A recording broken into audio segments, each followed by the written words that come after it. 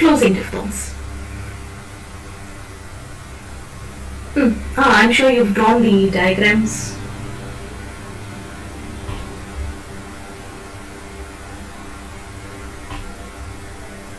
Will you take out your diagrams? And you can draw along with me. Okay, as I teach you how to, where to place the starting point and the finishing point, you can draw along with me.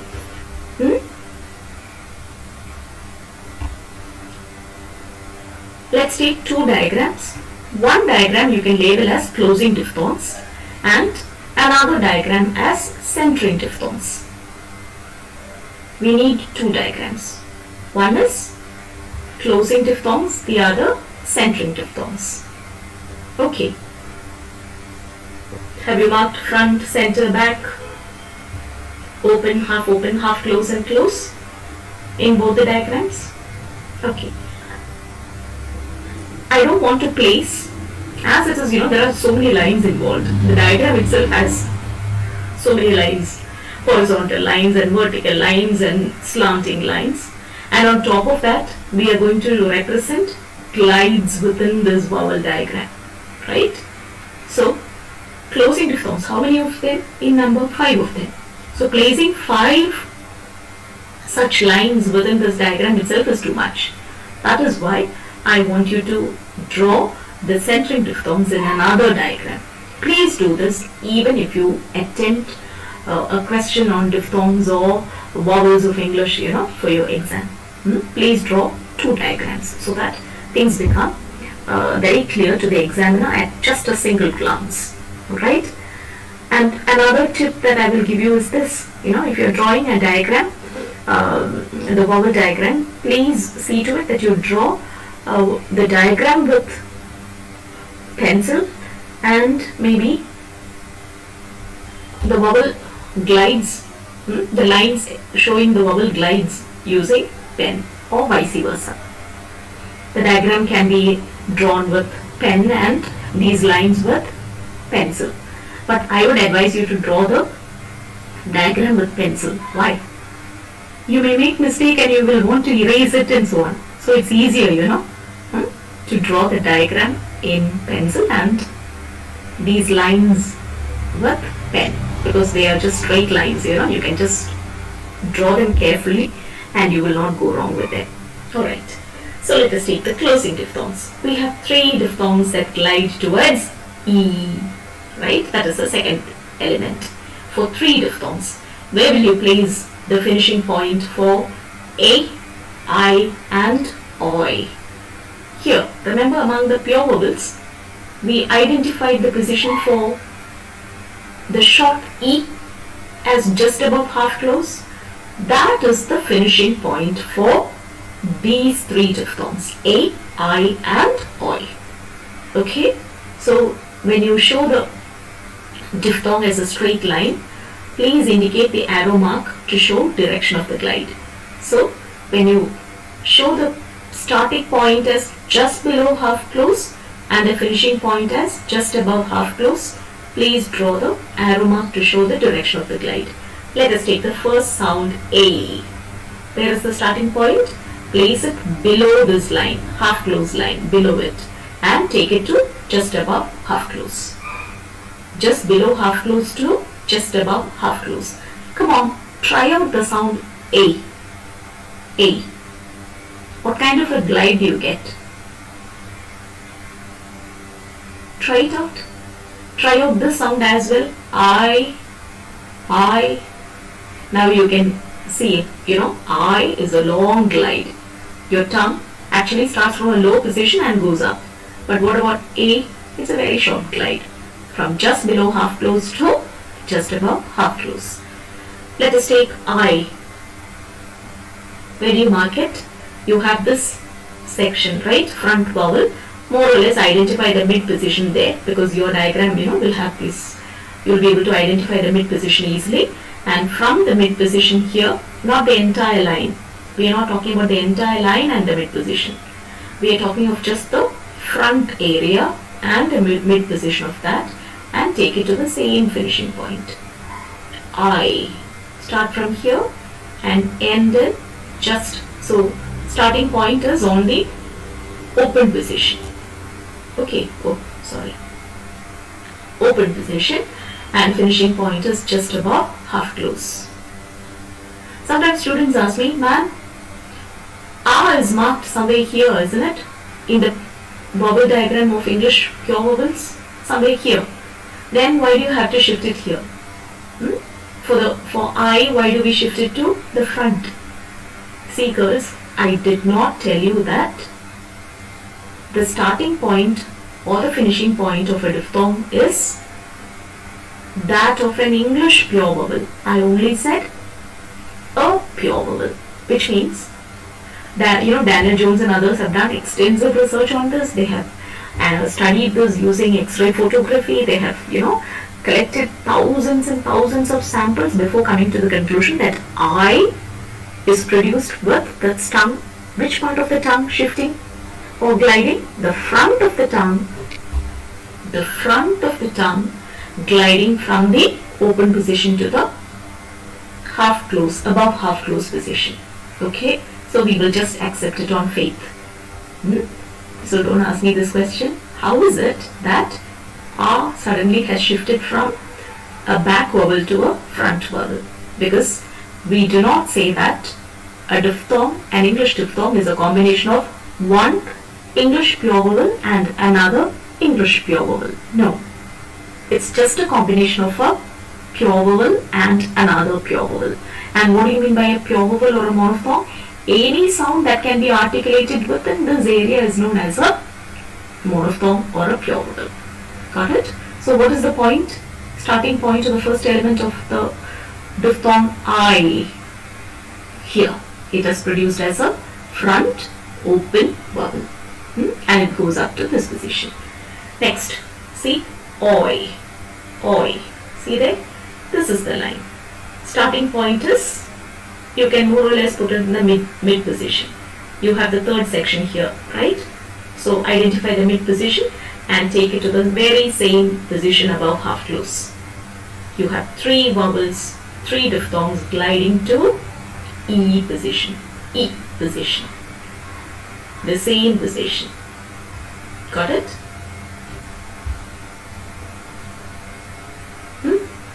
Did you get it? Alright.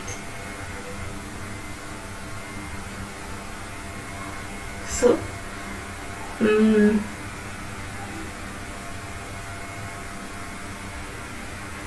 okay, I'm wondering whether I've overshot my time, but I thought, let me finish it.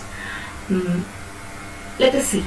Let us take the other two closing diphthongs, L and ow. From where does O start? You have the central vowel, the central position, right? Now between half close and half open, identify the mid position and take it up to U. Remember the place where we mark the English vowel U, short vowel just above half close? It is to that position that you have this glide from the medial position between half close and half open up to above half close, but back. Next, then you have ow. So in this back part, in this back area, identify the midpoint and take it straight up. It's a straight line up from ow. You can see the tongue gliding, you know. What kind of a glide is that? You know, a very smooth wave-like glide, alright? It rises up at the same time there is a movement, you know. Got it? This is O and this is ow. Let us take the next diagram, which is very simple. Once you draw the diagram, you have three central diphthongs gliding towards the same position, which is the direction of the glide towards the central vowel. So which position is it? See, between half close and half open, in this, right in the middle, between half close and half open. So where you start? Here. Earlier you ended a number of vowels in this position, right? Just above half close. Now, For ear, the starting point is that position, just above half close. And where do you finish it? Here, between half close and half open, in the central area. Then, earlier you had two diphthongs gliding up to just above half close oo. Now the starting point is that. Start from there and bring it to the same position. Have you? Then air. Please don't ask me, girls. Ma'am, we started air. We placed a in the pure vowels right here, not here, as a half open between half close and half open, didn't we? Yes. But as I said, this is a diphthong. It may have a different position. So, what is the starting position? At the half open level. From half open, front position to the same position between half close and half open in the central area. Got it? Have you drawn the diagrams? Easy, isn't it? Ear, oor and air. Half open, open, half close. So close and open positions are not involved in the production of centering diphthongs in English. Let me go back to the previous sound now. Let us give, earlier we looked at classification, now is the time to describe the diphthongs of English. Let us take the first diphthong, A. How will you describe it? Shall we call it a glide from A to E? I is a glide from R to E? Oi is a glide from O to E? No way. You have to give a three-term label for the starting point and also the three-term label for the finishing point. If I mark a diphthong, a pure vowel here, what is that position? Remember how you give a three-term label for vowel sounds with reference to the part of the tongue, height and also the shape of the lips. So, except for o, oo, all the other vowels are unrounded. So when we speak about diphthongs, there are only two rounded vowels, that are involved. Oo and o, the short ones. So let us take this. What position is this? This first element of A. It's a front vowel, just below half close. Rounded or unrounded? Unrounded.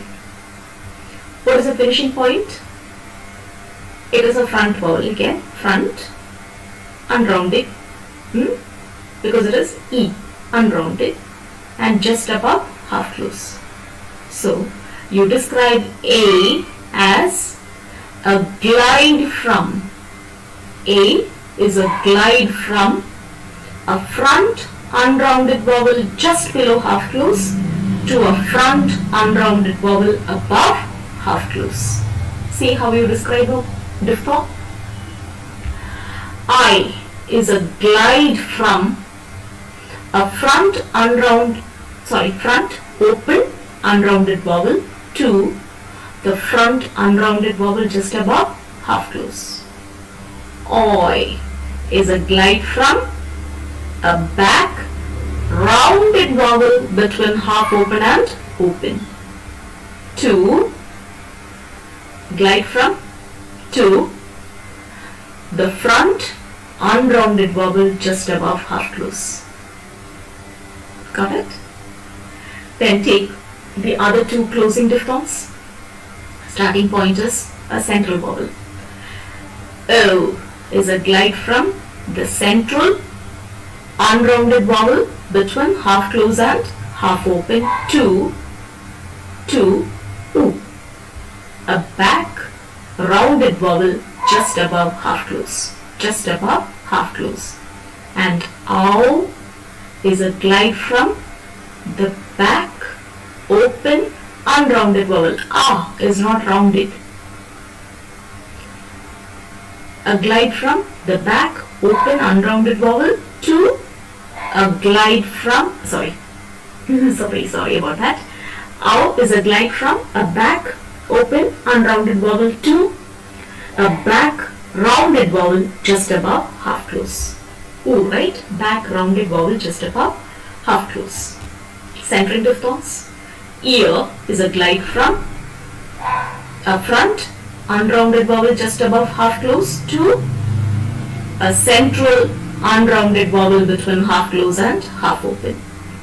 Air is a glide from front half open. It's exactly on the half open position. So front half open unrounded vowel to the central unrounded vowel between half close and half open. U is a glide from u, back rounded vowel just above half close to the central unrounded vowel between half close and half open. See girls, all you need to do is study the diagram properly and learn the positions of the sounds, the starting point and the finishing point. All you need to do for description of diphthongs is just study the two diagrams, bring the diagram before your mind's eye, and just give the description depending upon the starting point and the finishing point. Don't ever stop there don't ever think that you can mug up starting point and finishing point and write from memory. It's not possible, because we speak so much about half close glide from this to that and so on. No.